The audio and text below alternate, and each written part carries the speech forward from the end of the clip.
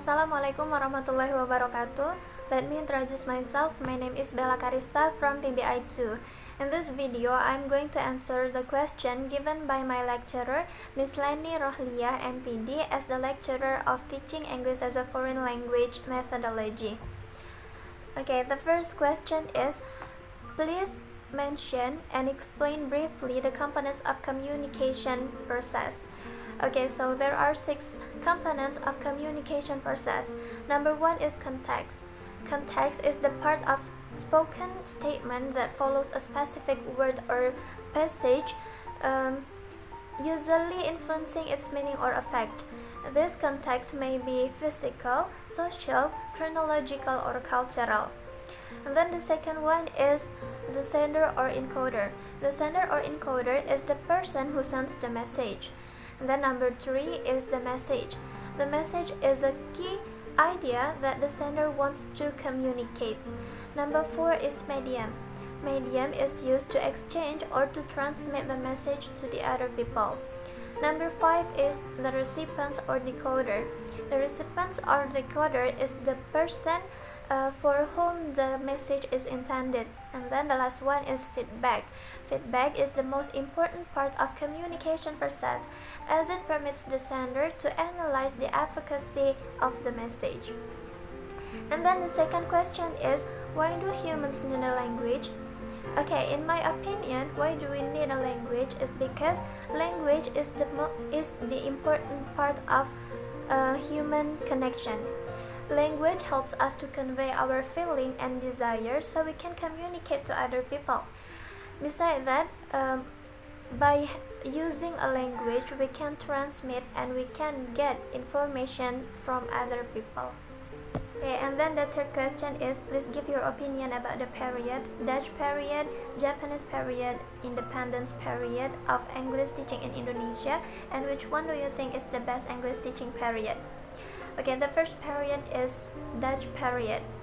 In Dutch period, English was taught from junior to senior high school. In junior high school, English was a compulsory subject given 3 or 4 times a week. In this period, there are many books and supplementary reading books to help students to improve their English skill by reading the book. In the end of the third year, students had to have a written and oral examination. So as a result, students could speak, read, and write in a good English. And then the second period is Japanese period. In this period, Dutch and English were banned. All books in those languages were burned. In this period, Japanese was designed to be the second language of Indonesia. And from then on, Indonesia has developed phenomenally, but it caused the difficulties for foreign language to share a place in society, to be another medium of communication. And then the last period is independence period. In Dutch era, the method of teaching English is grammar translation method. So there are many dictionaries were in English, Dutch languages, so it becomes the big problem for junior high school students to understand the dictionary since they didn't know Dutch. And then in this period, only grammar skills are emphasized, so another skill like reading and speaking were almost ignored.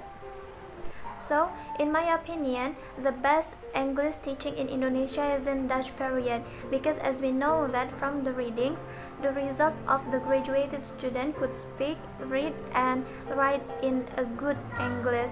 Compared to this present, not every student can have those skills. I mean, like they could read, write, and speak in a good English. And then the fourth question is, in your opinion, what is the status of English compared to Indonesian nowadays? In my opinion, English is still as a foreign language in Indonesia because English has no wide use in society and is not a medium of communication in official domain like government, in law court, or education system. But English is still seen as a priority as the most important foreign language to be taught in Indonesia. Okay, and then the last question is, please explain briefly about the function of English in Indonesia. In Indonesia, English is used as a tool which provides access to international market, scientific knowledge and expertise. As we know that English is an international language, so when we have a good skill in English, it will be easier for us to have access to international market, because we know that English will be the main language in those international market. And then for scientific knowledge, the advantage of having the skill of English is we will be easier to find many information, because most of paper from all subjects are published in English. Okay, I think enough for my explanation. Thank you so much for watching. Wassalamualaikum warahmatullahi wabarakatuh.